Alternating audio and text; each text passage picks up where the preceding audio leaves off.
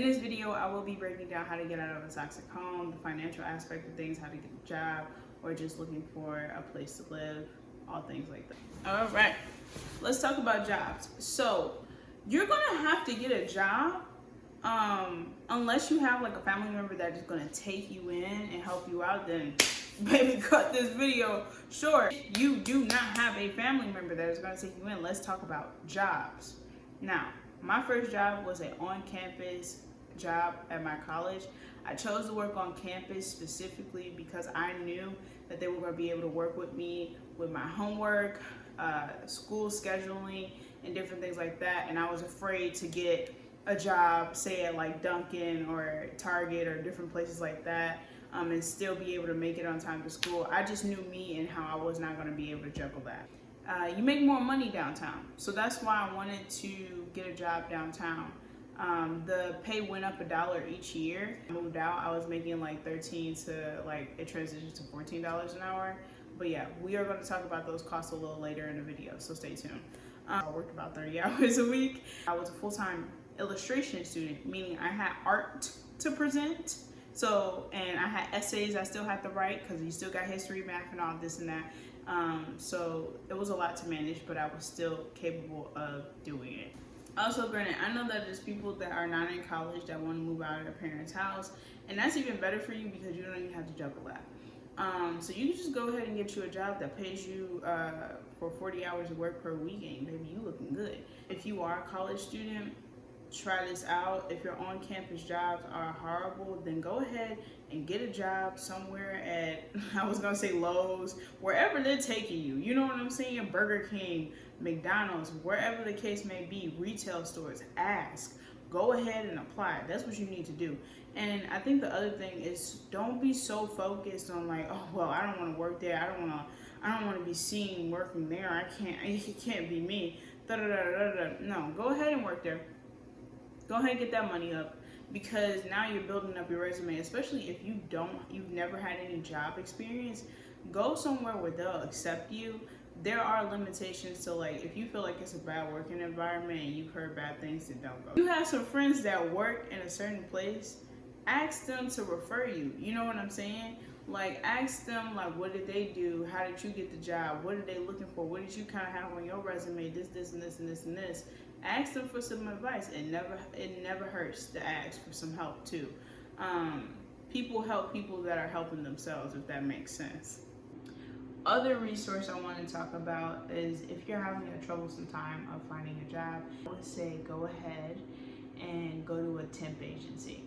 Even if you don't want to do like a bunch of temporary work and stuff like that, you want something like that's full-time, a salary, stable, this, that, and the third.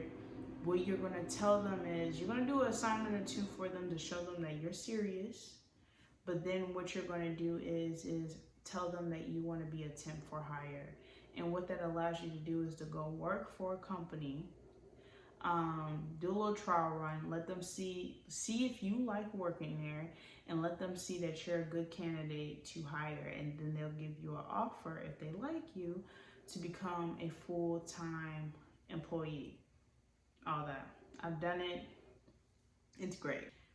Temp agencies vary, so I don't want to be like, oh, just go to this temp agency. I don't know where you live. Just look up temp agencies near me, and that will definitely help you get a job, because I know when you're applying for places to work, a lot of the time it may take them months to even reply to you, or they just don't. I filled out 200 job applications, and I would say maybe 5 replied. And maybe 3 of them were denying me, and 2 of them were asking me did I want to work there. And it was months after I applied, and I had worked like 3 jobs. Like, I don't know. And I was like, I have a job. No, thank you. To a temp agency, they're really fast, because at the end of the day, they're not making money if you're not employed. So that kind of works out in your favor. It also gives you a trial run to see what type of work you like and what you don't like. Housing situation. I went with a roommate because I knew I was going to have to move closer to my school, which is in Chicago. And it costs a lot out there. And on top of that, they are expecting you anywhere in Illinois. They want you to make 3 times the rent and have a 600 credit score. Also have renters history and stuff like that. But really what they're looking for is that you make 3 times the rent and that credit score is nice. There are going to be some people that comment like, oh, I'm from Illinois and you know, all I needed was a 580. That's you, my girl. How is that neighborhood looking? Yeah, not nice. Keep in mind, every place in every state is different. So keep that in mind. So that's why I got a roommate, because I knew I don't make 3 times the rent, even though I was making a decent amount of money. It's not enough. The places that I would have been able to apply to, it was like 2 or 3. And when I tell you those neighborhoods were rough, those neighborhoods were rough. So how I got my roommate, I was approached by a couple of people. My roommate asked me did I want to be, you know, her roommate, yada, yada, yada. But she already knew my housing situation was trash. So, and I had a couple of friends that knew that situation too. And I definitely would always shoot my shot if they was looking for a roommate. I would let them know, hey, you need a roommate. I could be everything that you need, everything you want. Please help a sister out. You know, I pay my rent on time. I'm responsible. I clean. I this and that. Advertise yourself. Give them an elevator pitch. I don't care. Advertise. If you know you cannot afford to get your own place with the amount of money you're making and different things like that, you need to advertise to people, hey, I'm looking for a place to stay. Do you need a roommate?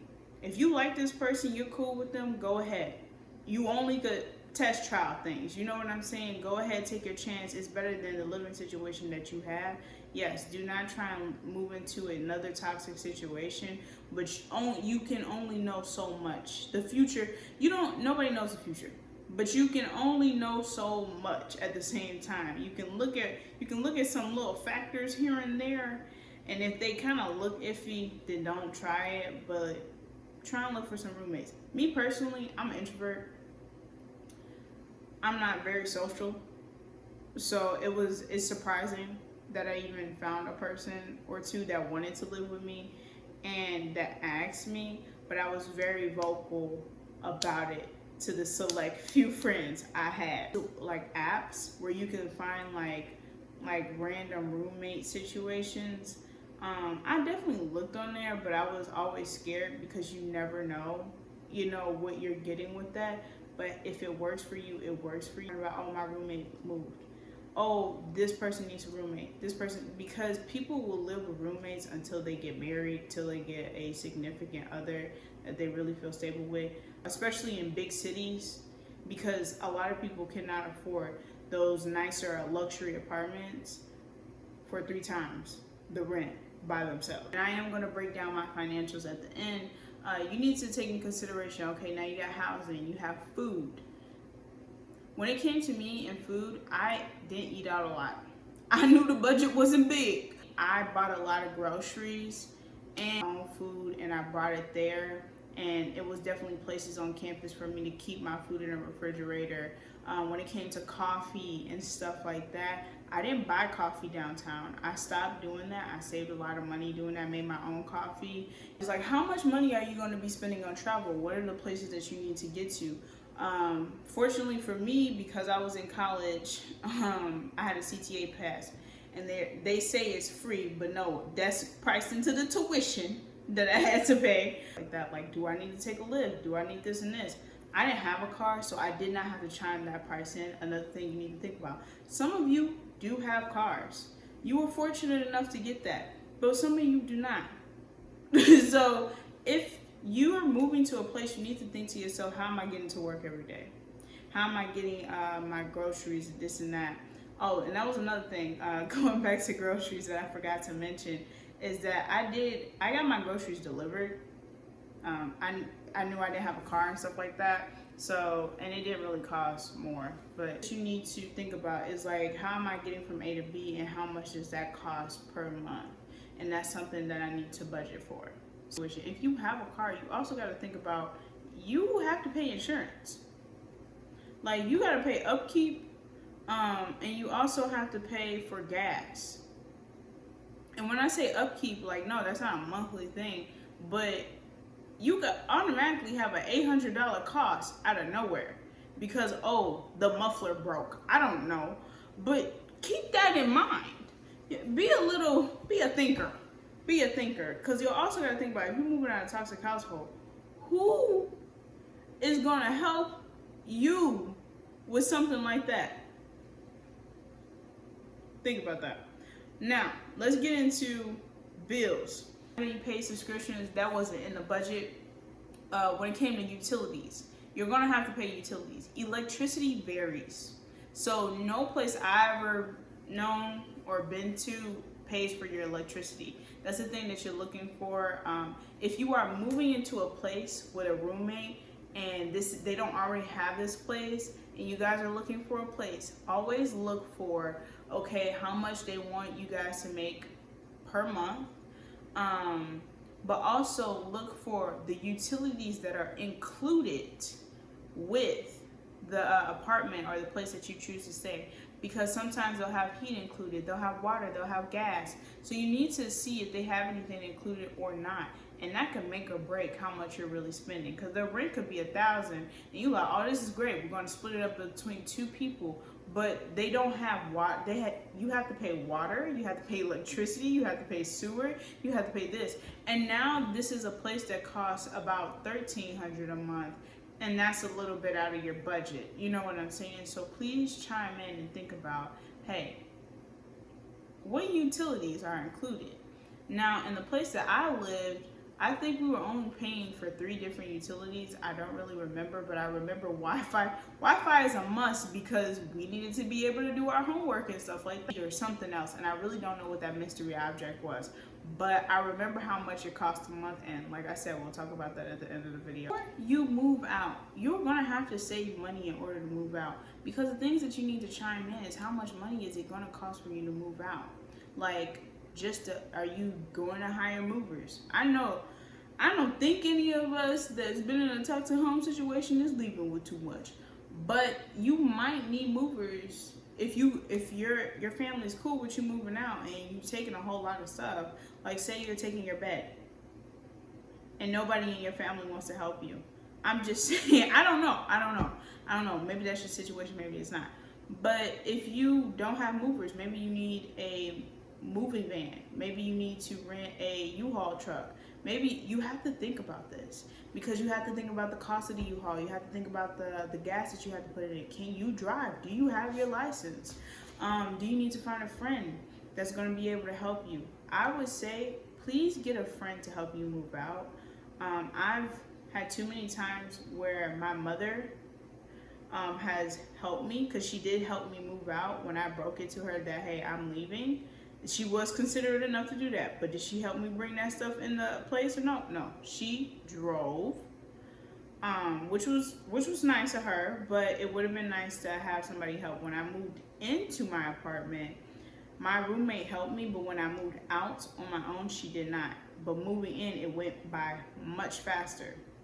So please try and get a couple of friends to help you, this and that. That will definitely cut down costs.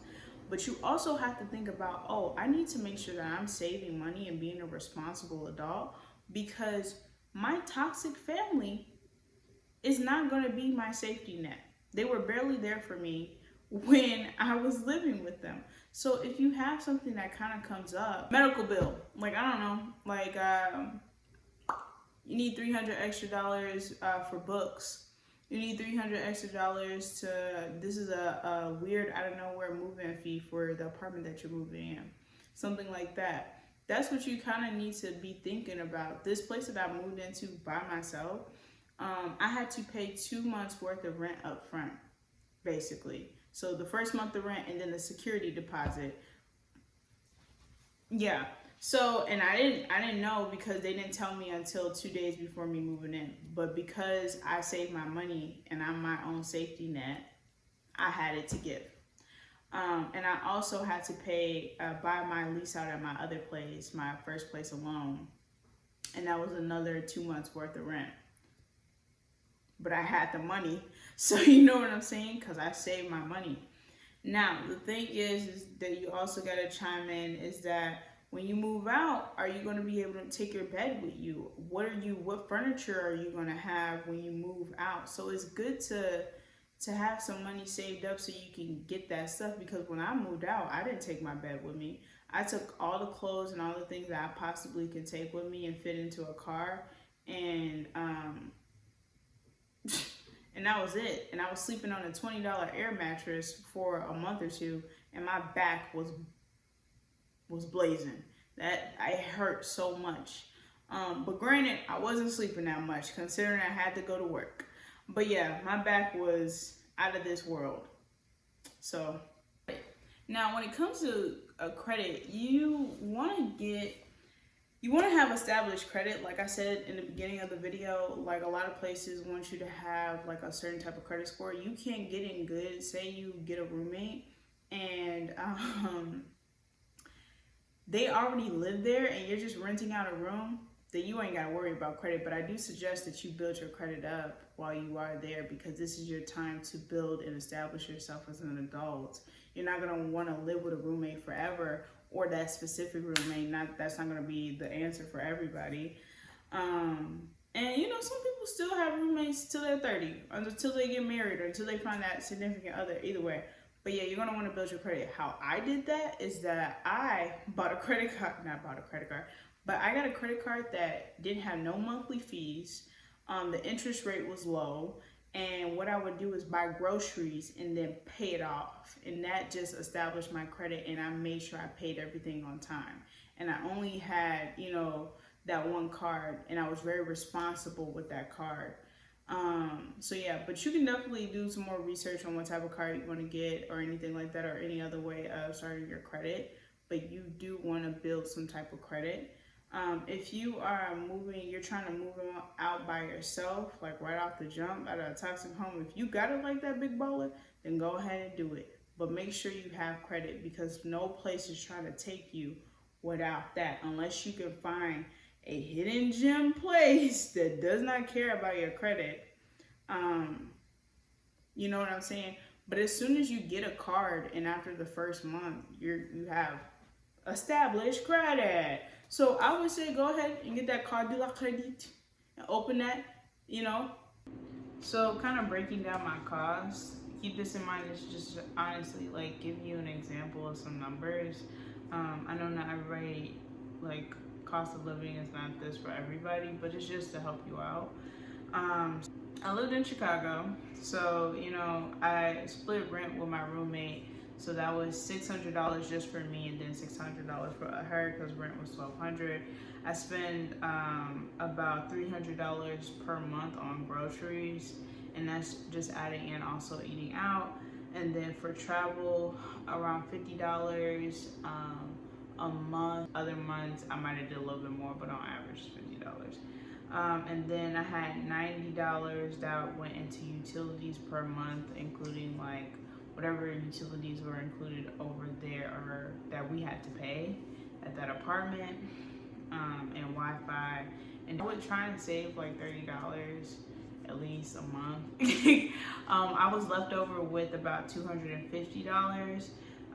Per month I made $1,320. What I will say, just some other resources, like I said, is that you can look into, if you're a college student, please, I know you're dreading it, but like during winter break is a good time to apply to scholarships. Look at your college's page, ask around, ask professors, ask anybody, hey, does the college have scholarships within the school, not just external scholarships, which means outside of the school, because nobody applies to those. And I use that grant money to have a cushion to be able to save, because I don't come from a place that's able to help me, and it's gonna help you in the long run. You gotta be smart, you gotta be strategic, so please apply to those.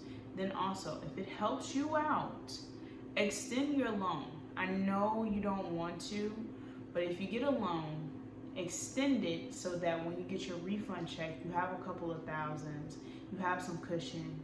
You will get out of this and you will be able to pay it back. You guys can look into, I will leave a link down below, is Catholic churches.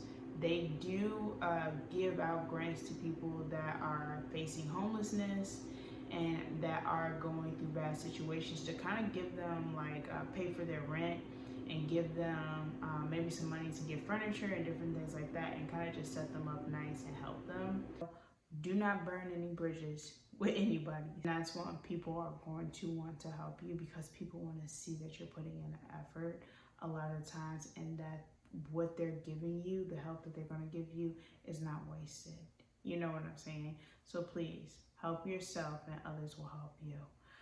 You are trying to get out of your toxic home, never ever mention that you're trying to leave. Never tell them how much money you're making.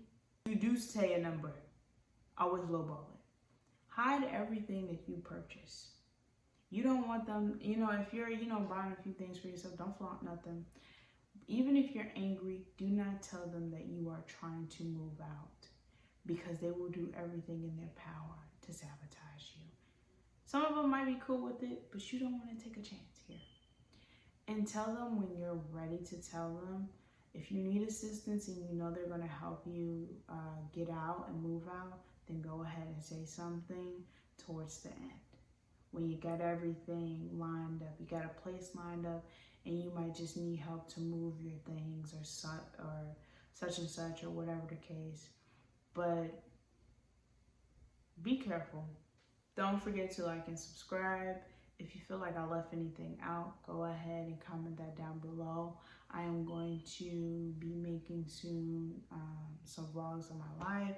Also making a video on how to be organized. If you have any video ideas, anything that you want me to elaborate on, go ahead and comment that down below, and I will keep it in mind and maybe make a video.